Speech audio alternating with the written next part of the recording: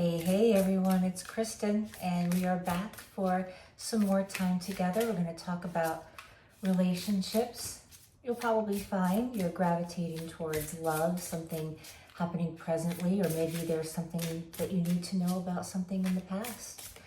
If it's not about love, it could be about any relationship in your life as well. Just let it come up, let it be.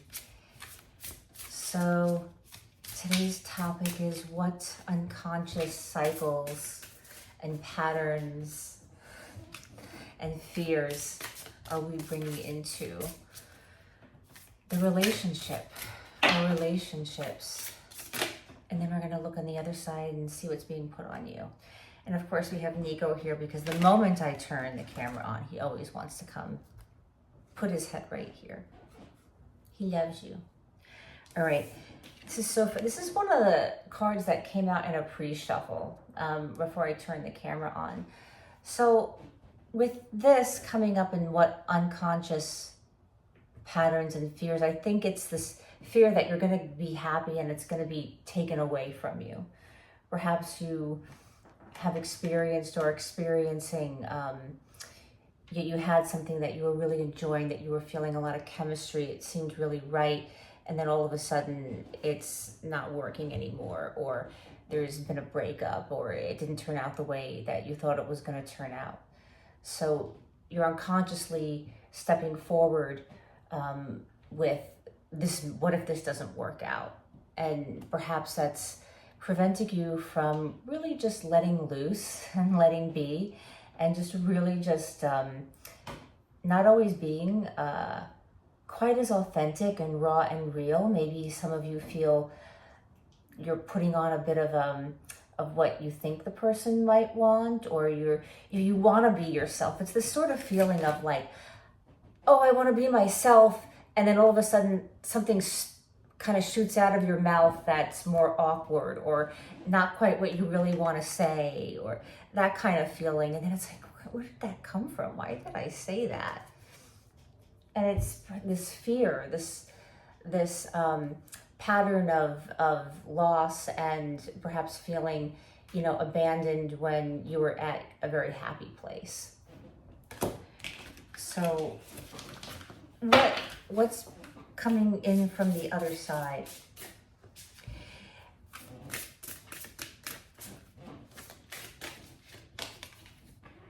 Physical pain.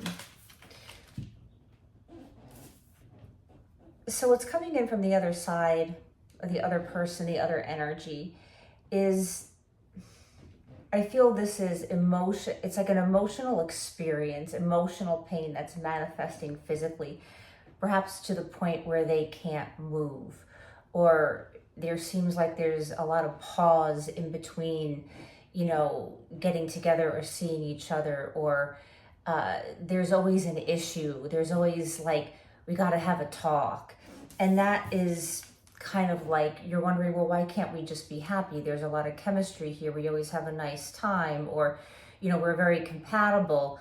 And someone has experienced something from the past that they think that they have moved on from, or they've let go of, or, they don't consciously want to be in this place where physically they just can't move forward. It's like, this is the kind of person that, you see their profile on an app and they talk about, oh, I really want to meet someone, or, or it's like, oh, I love cooking, but it's better for two. And I, like this, but it's better for two. And it really kind of reads on the surface, on the outside, that this person would like to be in a couple. And I think that they actually really do, but they have doubt. And it's because of, I think, even deeper emotional pain, that could be childhood pain or pain from their family, and then not being able to quite pull it through in different relationships. And so because there's this perhaps childhood wound that hasn't been dealt with, every single one of their romantic relationships has this, this energy or this through line of emotional dissatisfaction, where and then their behavior is then feeding into your I can't be happy. Every single time I meet someone and it's going well, something goes, they decide that they want to move because they hate their job and they don't want to be in a relationship. Or I don't feel we're compatible in some way. Or I remember a guy once said to me, I don't feel that we laugh together enough. And he was, an aspiring comedian, and he wasn't really funny. He was like an ex-Mormon recovering alcoholic.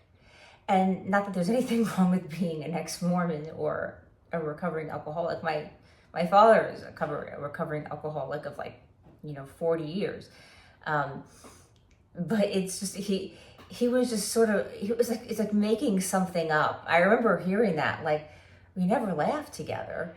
And then the excuses start coming on, and it's like, well, this. And you kind of feel like a little bit side-blinded, I had no idea. I thought we had a great time when we were sitting with the Chinese food watching, episodes of Twin Peaks, on Netflix. I thought we had a great time when,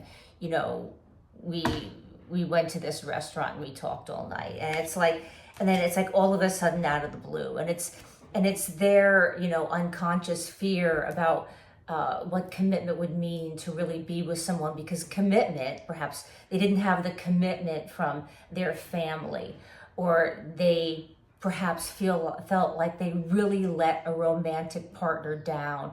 They might have even told you a story where they really let someone down in some way that they really loved in their past. And so it's almost like it's like a pain. It's like physically painful because of the emotional pain to really even move forward. And I bet you your bottom dollar, they're probably constantly attracted to people that aren't really good for them, or they're always disassociating themselves from really going to a deeper, more intimate place. Perhaps they can do it when you're in bed, maybe, but even the next day, it's like they find that they're not being able to emotionally connect with you as, they're not using that physical time together to deepen their relationship. It's just, it's like they don't put the two and two together, that there can be this emotional depth within the intimacy of being with someone in that way. All right, that's what is moving forward. Any advice? So return to yourself, return to breathing into the heart, and taking a deep breath and breathing into the heart, and trying to return to the presence of being with yourself. Being present with yourself. And when you can be present with yourself and remember who you are, being clear about what you want, knowing that, yes, I've had these experiences in the past about feeling like happiness has been taken away, or there's always I think it's going well, and then something happens, and here it's happening again, or it's about to happen again. Maybe you're sensing that this is about to happen again and you're trying to stop it. Let it go, let it be, let it just be what it's meant to be. Receive this lesson and enjoy it for what it is. There's nothing wrong for enjoying something for what it is, realizing that you're on this path where you're understanding more and more and more what you're looking for. See what it is you don't want in this experience as you move forward.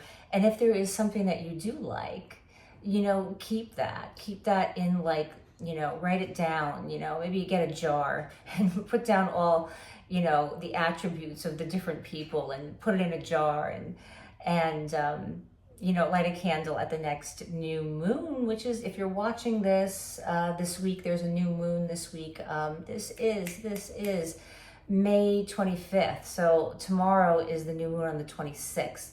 But if, you're watching this 5 years from now, pretend it's new moon energies, because you can have that energy of starting fresh and starting new and making that ritual for yourself anytime, at any point in your life, you can gather all the wisdom and all the knowledge and start moving forward with it in a positive way, and acknowledging, yes, I have this pattern, I see it, I feel it, it feels like this in my belly, it feels like this in my heart, and I'm going to sit with it, and I'm going to sit with that core of myself and return to the source. The source is that I am love, I am wisdom, I have a body, I'm in my body, and I'm here on earth.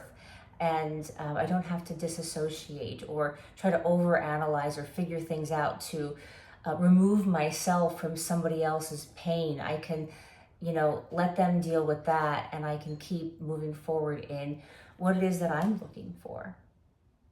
So let's leave it at that. Thank you for being here. If you're enjoying hanging out, I hope that you will hit the subscribe button. Come hang out with Nico and I.